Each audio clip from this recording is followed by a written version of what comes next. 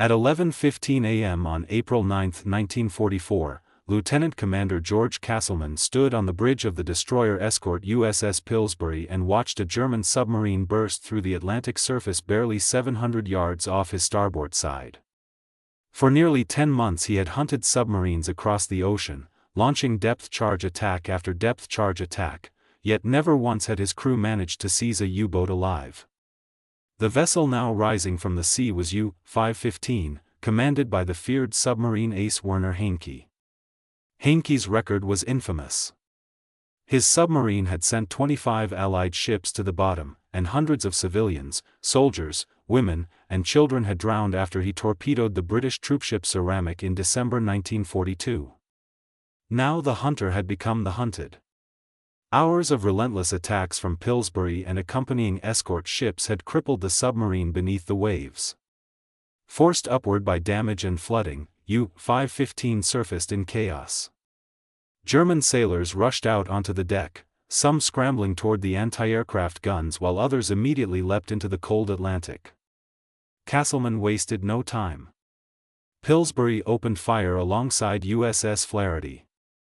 Machine gun tracers hammered the conning tower while aircraft above streaked rockets across the water.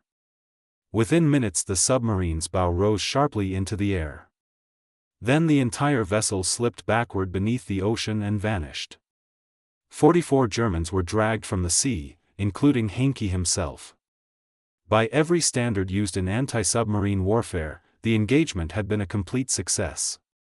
But Captain Daniel V. Gallery, commanding the escort carrier USS Guadalcanal and the entire hunter-killer group, saw something very different. He saw a lost opportunity. Gallery had watched the submarine remain afloat for nearly 10 full minutes before finally sinking. 10 minutes. During that span, every ship under his command had acted exactly as the Navy expected: locate the enemy, destroy the enemy, move on. Yet as he replayed the battle in his mind, another possibility emerged. What if they had been prepared to board the submarine instead of sinking it? What if they had seized it intact? The intelligence value would have been staggering. Codebooks. Enigma cipher machines. Acoustic torpedoes. Classified naval charts. Technologies the Allies desperately wanted to understand. For years Allied cryptanalysts had struggled to break German naval communications. One captured submarine could provide answers impossible to obtain any other way. But there was one enormous problem. No American sailors had boarded and captured an enemy warship on the open sea since the War of 1812. More than 129 years had passed. Boarding actions belonged to another age of naval warfare. The United States Navy had no doctrine for it, no training programs, no established procedures. Most officers considered such an operation impossible under modern combat conditions. Gallery refused to accept that. He understood the dangers immediately. German submarine crews trained extensively to destroy their vessels before capture. Once forced to the surface, they opened flooding valves, armed demolition charges, smashed classified equipment, and destroyed code material. If Americans attempted to board, they would be climbing onto a vessel intentionally rigged to sink, and potentially explode, within minutes. German commanders preferred death to surrendering their secrets. The odds were terrifying. During 1943 alone, U-boats had sunk hundreds of Allied merchant ships across the Atlantic. Destroyer escorts operated under a brutal equation: find the submarine first and kill it before it killed you. Every extra second a surfaced U-boat remained operational represented another chance for torpedoes to launch. There had never been room in naval doctrine for hesitation. Pillsbury herself embodied that doctrine. The small Edsel-class escort displaced roughly 1,200 tons and carried 3-inch guns, depth charges, and hedgehog mortars. She had been built for one purpose: destroying submarines. Not preserving them. Yet Gallery issued new orders anyway. Every vessel in Task Group 22.3 would create boarding teams. Sailors would train for submarine seizure operations. If another opportunity emerged, they would attempt something the American Navy had not tried in over a century. When the task force returned to Norfolk later in April, Castleman personally selected the men he trusted most. He informed them they would attempt to board a live German submarine if given the chance. They had only 6 weeks to prepare for something nobody alive had ever done. On May 15, 1944, Pillsbury departed Norfolk once more. Officially, the deployment was described as another anti-submarine patrol.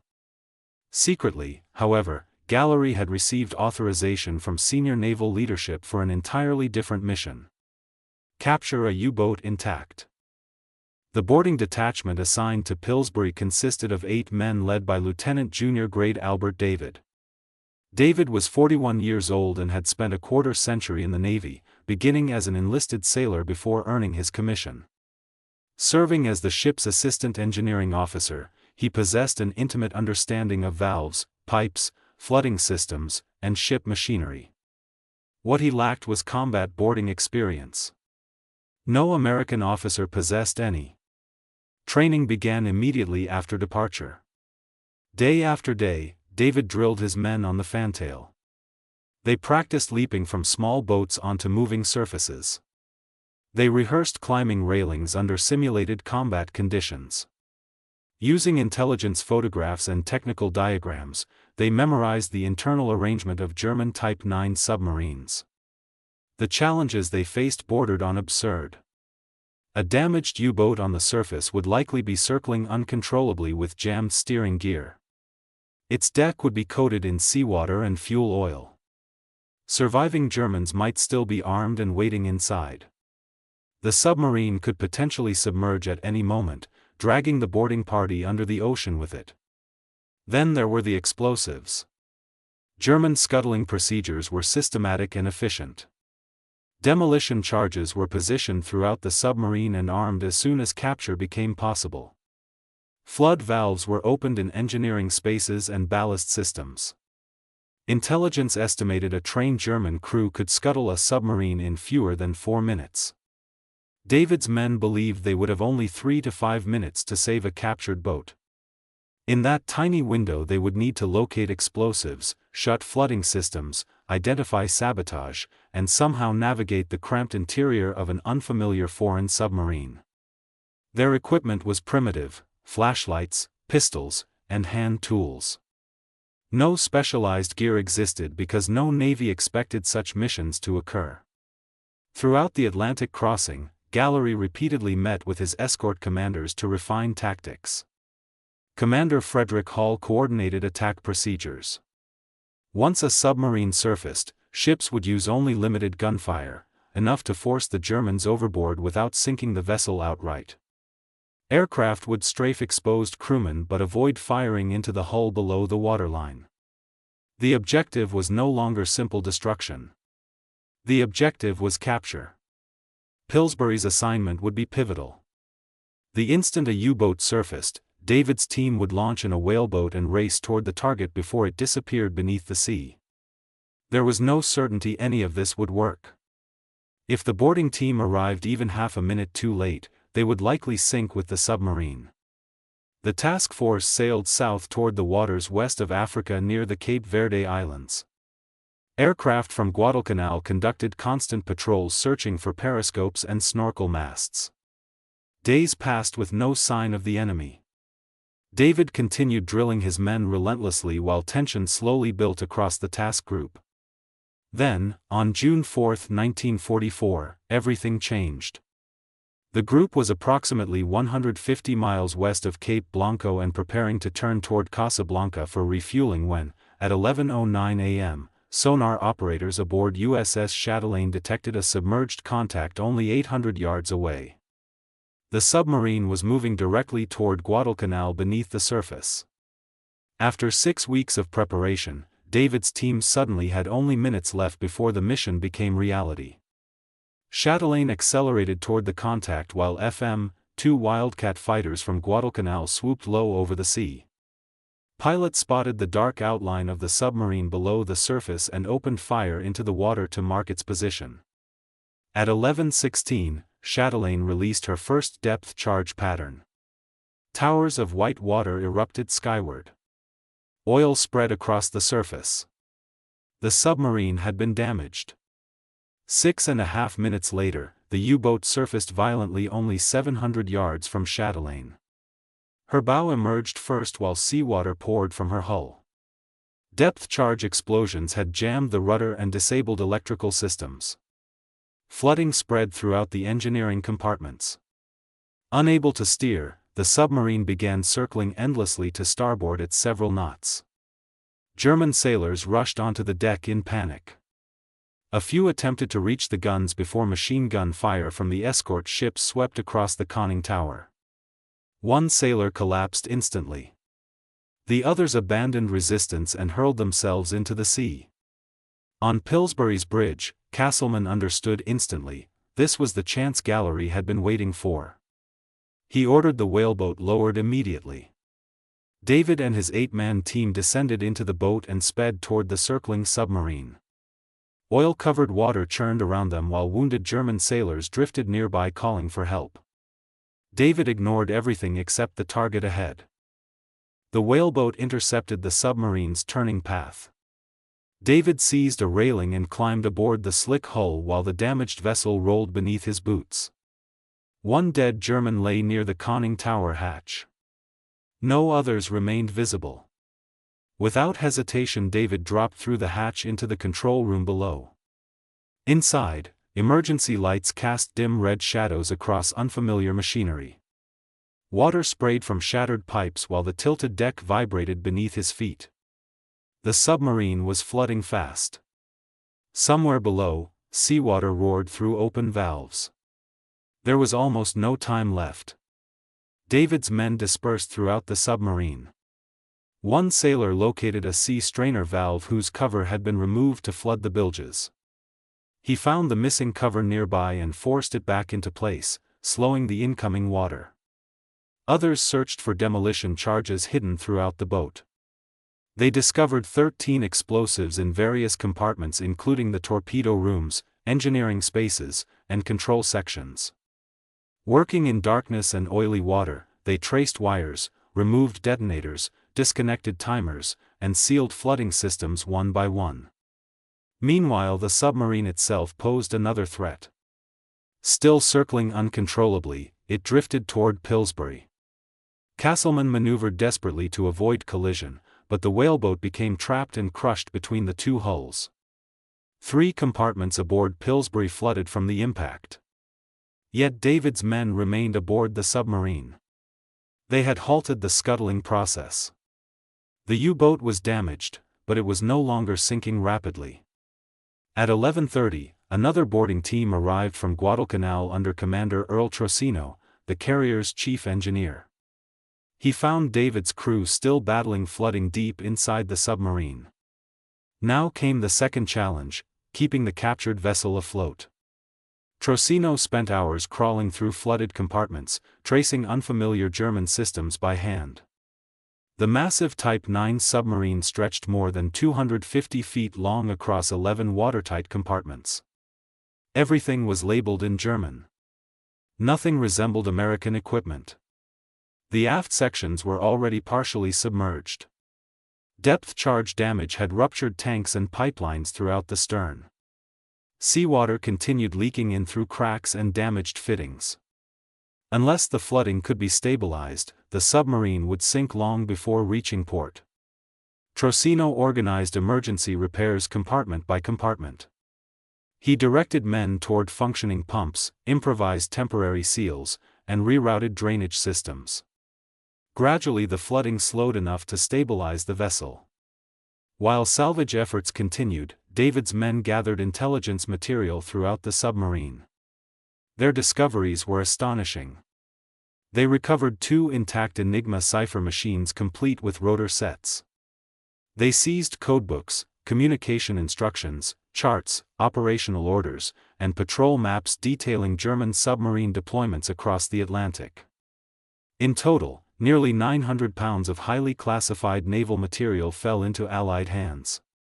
Even more significant was the discovery in the forward torpedo compartment, 2 German acoustic homing torpedoes. The weapons, known to the Germans as Zonkenig torpedoes, used sound to track enemy ships automatically. Allied navies had heard rumors about them but had never examined one directly.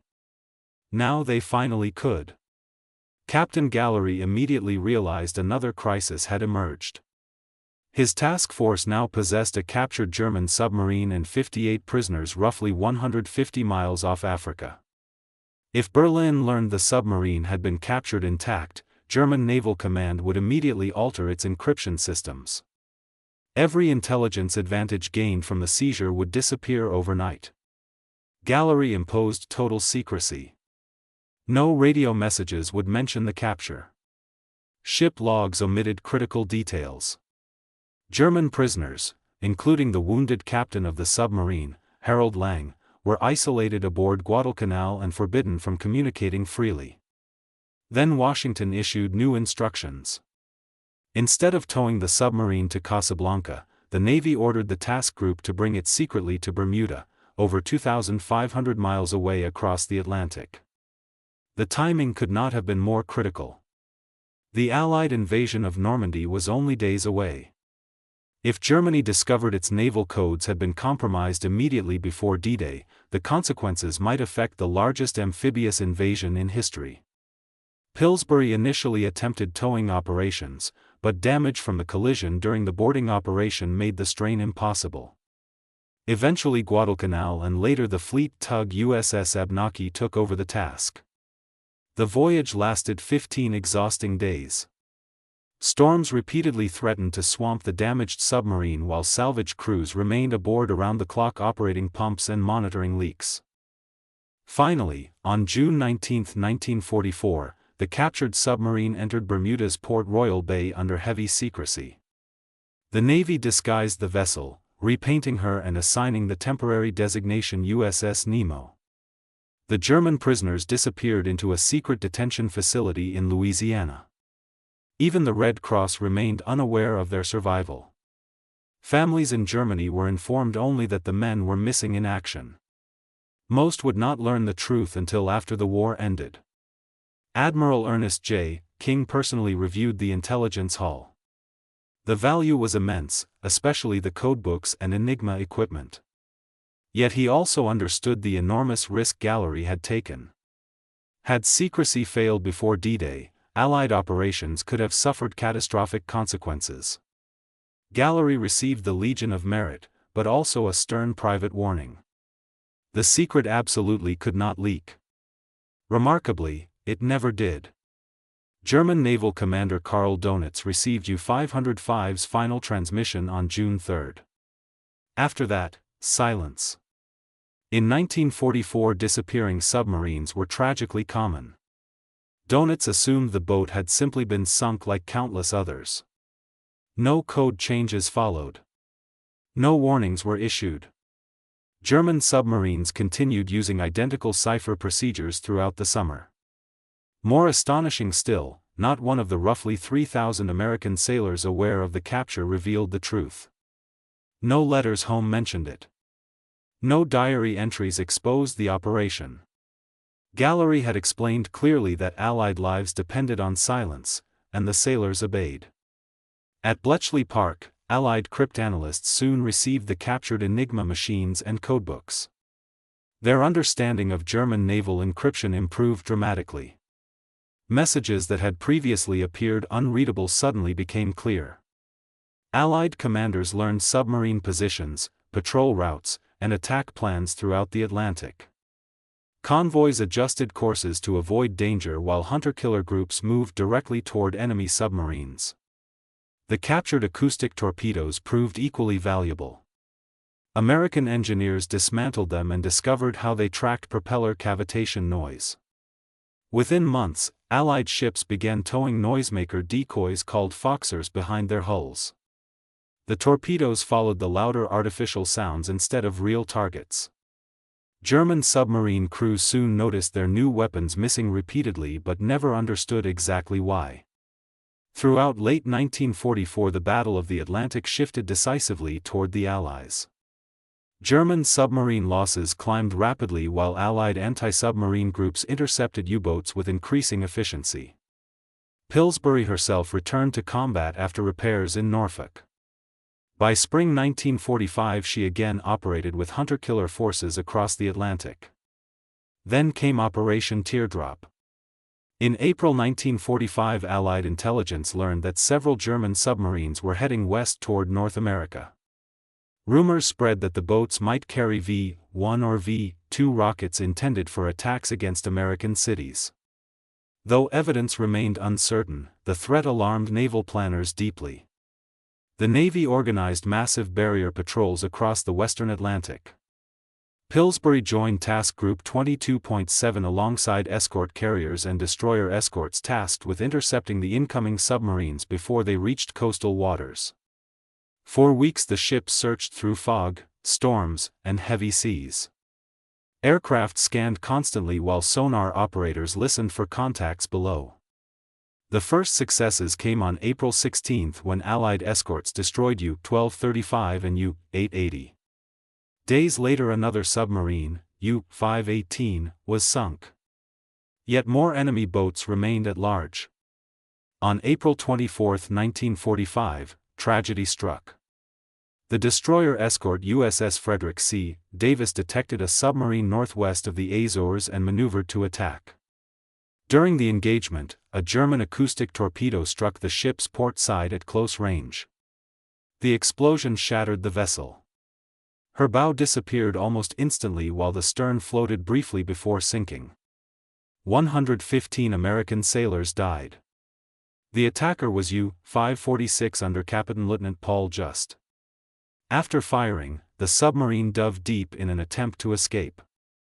Pillsbury raced toward the scene alongside 7 other destroyer escorts.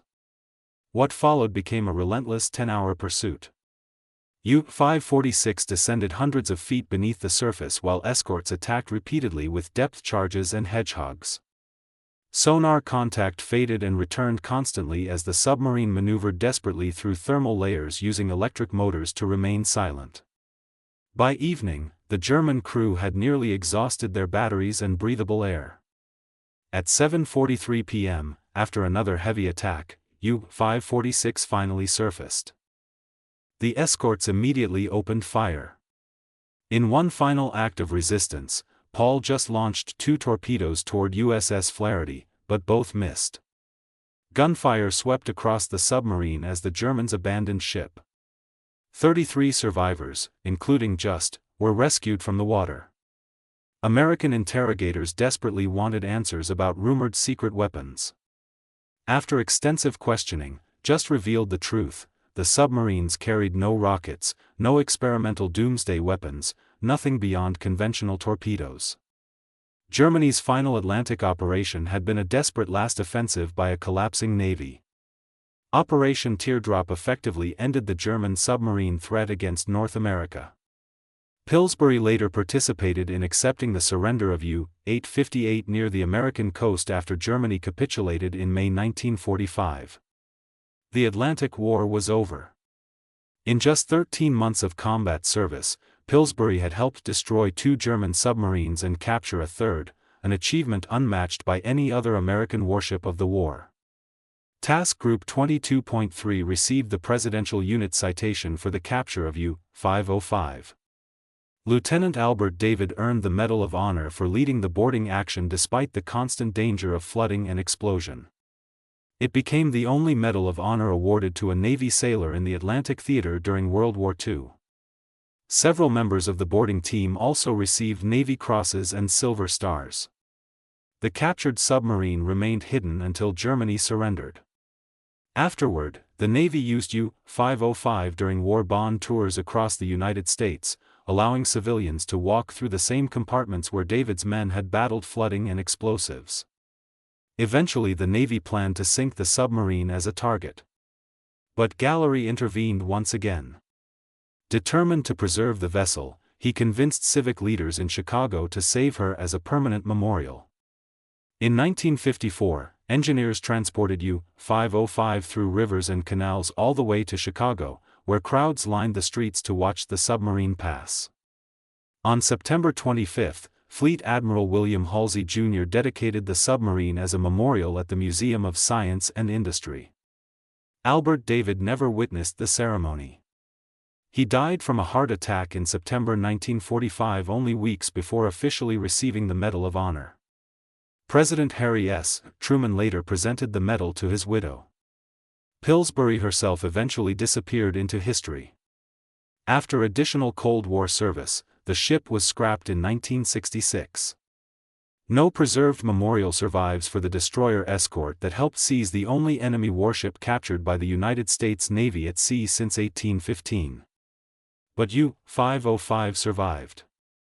In 2004, the Museum of Science and Industry completed a major restoration project, moving the submarine indoors into a climate-controlled exhibit. Visitors today can still walk through the narrow compartments where David and his men fought against flooding, explosives, darkness, and time itself. They can stand inside the control room where history changed. They can see the Enigma machines recovered from the submarine. The torpedoes that revealed German technology. The Medal of Honor Albert David never lived to wear. More than 30 million people have visited the exhibit since 1954. And the story remains extraordinary because it has never happened again. The capture of U-505 stands alone in American naval history, the only successful seizure of an enemy warship on the open sea by the United States Navy since the War of 1812.